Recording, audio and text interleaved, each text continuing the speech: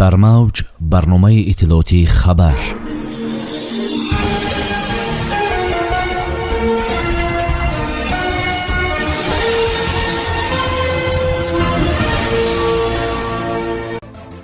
сарвари давлат муҳтарам Эмомалӣ Раҳмон дар ноҳияи Сино тарабхонаи Бразилии Латина Душанберо ифтитоҳ намуданд.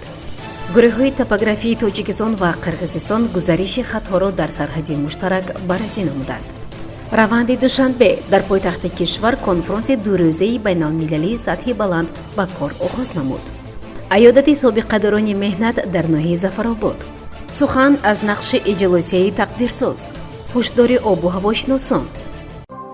асосгузори сулҳу ваҳдати миллӣ, пешвои миллат, президенти ҷумҳурии Тоҷикистон муҳтарам Эмомалӣ Раҳмон ва раиси маҷлиси миллии Маҷлиси олии ҷумҳурии Тоҷикистон, раиси шаҳри Душанбе муҳтарам Рустами Эмомалӣ дар ноҳияи Синои пойтахт тарабхонаи Бразилии Латина Душанберо ифтитоҳ карданд. иттилоъ дода шуд, ки иншооти нави хизматрасоние, ки дар маҳалли хушбоду ҳавои соҳили Кӯли ҷавонон қомат афрохтааст, ба хотири ба мизоҷон расонидани хизматрасонии сатҳи ҷаҳонӣ ва пешниҳод кардани таомҳои наву гуногуни болаззат бо бренди ширкати машҳури бразилиягӣ сохта шудааст. дар тарабхона 50 нафар бо кори доимӣ таъмин шуда, дар мавсими гармо 10 нафар пешхизмат ба шуғли муваққатӣ фаро гирифта мешавад. дар қисмати дарунӣ ва берунии тарабхона дар маҷмӯъ барои дар як вақт ба 250 нафар хизмат расонидан ҷойи нишаст мавҷуд аст. тарабхона аз дигар марказҳои маишу хизматрасонӣ бо тарҳи нодир ба тарзи нави пешниҳоди сихкабобу хӯришҳои гуногун фарқ мекунад. ороиши зебои толори бино, истифодаи ашёи аз ҷиҳати экологӣ тоза ва мусиқии форам иқлими гарми кишвари Бразилияро бозгӯ аст. иншоот бо лоиҳаи франшиза, яъне дар асоси шартнома истифода бурдани бренди машҳури хориҷӣ ва технологии он бунёд гардидааст. барои пеш бурдани кори тарабхона ва пухтани таомҳои гуногун шаҳрванди кишвари Бразилия ҷалб гардидааст, ки дар ҳамкорӣ бо ошпазҳо ва кадбонҳои тоҷик ба мардум хизмат мерасонад. атрофи тарабхона барои ҷалби ҳарчи бештари меҳмонони дохилӣ ва назаррабо гардонидан бо дарахтони нодири ороишӣ, ки аз хориҷи кишвар оварда шуданд, оро ёфтааст. дар фасли гармо имкон аст, ки дар ҳудуди тарабхона ва лаби соҳили кӯл зери чадрҳои сафед ба меҳмонон таомҳои лазиз ва дигар хизматрасониҳо пешкаш гарданд. роҳбари давлат муҳтарам Эмомалӣ Раҳмон баъди шиносоӣ бо шароит ва сатҳи хизматрасонӣ дар тарабхона ба иқдоми соҳибкори ватанӣ ҷиҳати обод кардани як гӯшаи диёр ва таъсиси ҷойҳои нави корӣ изҳори сипос намуданд. маросими ифтитоҳи расмии тарабхонаи Бразилиягии Латино Душанбе санаи 22 октябри соли равон бо доир кардани шоу барномаи рангини Бразилиягӣ баргузор мегардад.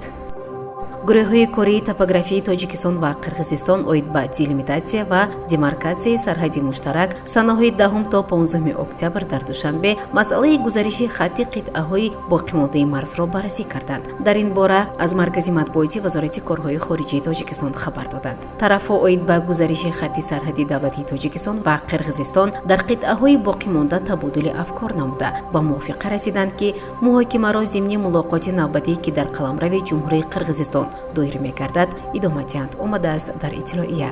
ёдовар мешавем, ки санаи 13 октябри соли ҷорӣ аз рӯи натиҷаҳои мулоқоти роҳбарони Россия, Тоҷикистон ва Қирғизистон дар Остона миёни Душанбе ва Бишкек тавофуқ ҳосил шуд, ки кори гурӯҳҳои ҳукуматӣ оид ба делимитатсия ва демаркатсияи сарҳади муштарак фаъол гардонида шуда, ҳама мушкилоти ба миён омада танҳо тавассути роҳҳои дипломатӣ ҳал карда шаванд.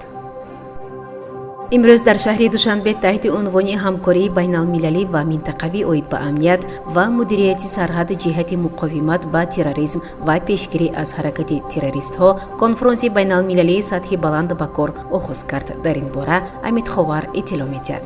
дар конфронси мазкур намояндагони зиёда аз 50 кишвари узви Созмони Милали Муттаҳид аз гӯшаву канори ҷаҳон, инчунин роҳбарияти созмонҳои байналмилалию минтақавӣ, намояндагони ҷомеаи шаҳрвандӣ, доираҳои илмӣ ва дигар коршиносони байналмилалӣ, ки дар самти мубориза бо терроризм ва мудирияти сарҳадот аз ҷумла пешгирии ҳаракати террористҳо фаъолият мекунанд, иштирок доранд. конфронси дурӯза аз ҷониби ҳукумати ҷумҳурии Тоҷикистон дар ҳамбастагӣ бо дафтари зидди террористии Созмони Милали Муттаҳид, маркази минтақавӣ аммавии созмони милали муттаҳид оид ба дипломатияи боздоранда барои осиёи марказӣ, созмони амният ва ҳамкорӣ дар Аврупо, иттиҳоди Аврупо, подшоҳии Арабистони Саудӣ ва давлати Қатар ташкил хоҳад шуд. ҳадафи ҳамоиш тавсеяи ҳамкории дуҷониба, минтақавӣ ва байналмилалӣ ҷиҳати таҳкими назорати сарҳадӣ ва гумрукӣ бо мақсади пешгирӣ ва ошкорсозии ҳаракати террористҳо, мин ҷумла ҷангҷӯёни хориҷии террорист, муомилоти ғайриқонунии аслиҳаи хурд ва сабук, лавозимоти ҷангӣ ва маводи тарканда, аслиҳаҳо ва маводи ҳастаӣ, кимиёвӣ, биологӣ ва радиатсионӣ, инчунин андешидани тадбирҳои зарурӣ дар бобати таъмини амният ва мудирияти сарҳад, адолати судӣ ва табодули иттилоот мутобиқи меъёрҳои ҳуқуқи инсон, ҳуқуқи байналмилалии башардӯстона ва паноҳандагон маҳсуб мешавад. дар назар аст ки дар фарҷоми конфронси байналмилалии эъломияи душанбе оид ба амният ва мудирияти сарҳад ҷиҳати муқовимат ба терроризм ва пешгирӣ аз ҳаракати террористҳо қабул гардад. раиси вилояти суғд Раҷабой Аҳмадзода дар доираи сафари корӣ ба ноҳияи Зафаробод 2 нафар собиқадарони меҳнатро аёдат намуд. Раҷабой Аҳмадзода аз ҳоли Раҳмат Аҳмадов ва Ҷонибек Холматов хабар гирифта, бо пирони кор суҳбати самимӣ анҷом дод. зимни суҳбат аёдатшудагон аз фаъолияти кори худ дар соҳаи кишоварзӣ ёдовар шуда, барои дастгириҳои доимӣ ба пешвои муаззами миллат муҳтарам Эмомалӣ Раҳмон миннатдорӣ баён намуданд. раиси вилояти суғд ба собиқадарони меҳнат тани сиҳату хотирҷамъӣ ва хушиҳои рӯзгорро таманно намуд.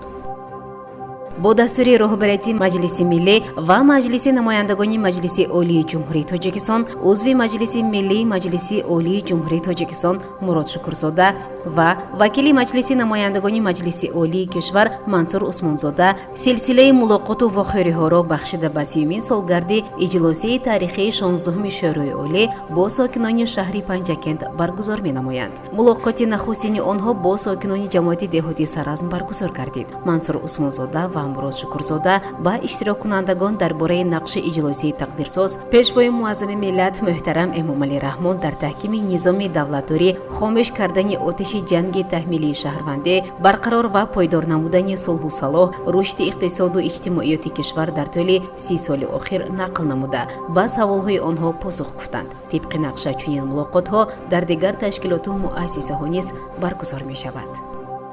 санаҳои 18-19 октябри соли равон дар ҷумҳурӣ якбора номусоид шудани вазъи ҳаво дар назар буда, дар баъзе ноҳияҳои мамлакат омадани сел дар назар аст. дар ин бора ба Амид Ховар аз агентии обу ҳавошиносии кишвар хабар доданд. санаи 19 октябр дар бештари манотиқи кишвар ба амал омадани борон дар назар буда, бориши нисбатан шиддатнок дар вилоятҳои Суғд, Хатлон ва ноҳияҳои тобеи ҷумҳурӣ аз эҳтимол дур нест. санаи 19 октябр дар ноҳияҳои алоҳидаи ҷумҳурӣ шиддатёбии вазиши шамол аз самти ғарб бо суръати то 17-22 метр дар як сония дар назар буда, дар ноҳияҳои ҷанубии вилояти Хатлон тӯфони чангу ғубор ба амал меояд. санаи 19 октябр бо сабаби бориши бо шиддат дар ноҳияҳои кӯҳӣ ва доманакӯҳи вилояти Суғд, Хатлон ва ноҳияҳои тобеи ҷумҳурӣ ба амал омадани зуҳуроти сел аз эҳтимол дур нест. дар дарёҳои Исфара, Ёхсу, Қизилсӯ ва дарёҳои аз нишебиҳои ҷанубӣ қаторкӯҳҳои ҳизор ҷоришаванда баландшавии якбораи сатҳи об пешгӯӣ мешавад. дар робита ба ин Кумитаи ҳолатҳои фавқулода ва мудофиаи гражданӣ назди ҳукумати ҷумҳурии Тоҷикистон ба аҳолии ноҳияҳои доманакӯҳ ва кӯҳистон ҳушдор медиҳад, ки сармоҳҳои аввал барои киштзорҳо хатар эҷод мекунад. ҳосили киштзор агар сари вақт ҷамъоварӣ нашуда бошад, бояд онро бо плёнкаи полимерӣ, матои бофташуда ё пахол пӯшонид. ба соҳаи чорводорӣ диққати махсус дода, ҳангоми дар чарогоҳи кӯҳӣ чарондани чорво бештар эҳтиёткор бояд буд. инчунин Кумита аз ронандагон хоҳиш мекунад, ки то ҳадди имкон эҳтиёткор бошанд ва қоидаҳои ҳаракат дар роҳро ҷиддӣ риоя намоянд. барномаи иттилоотии хабар аз рӯйдодҳои Тоҷикистон, минтақа ва ҷаҳон огоҳ бош.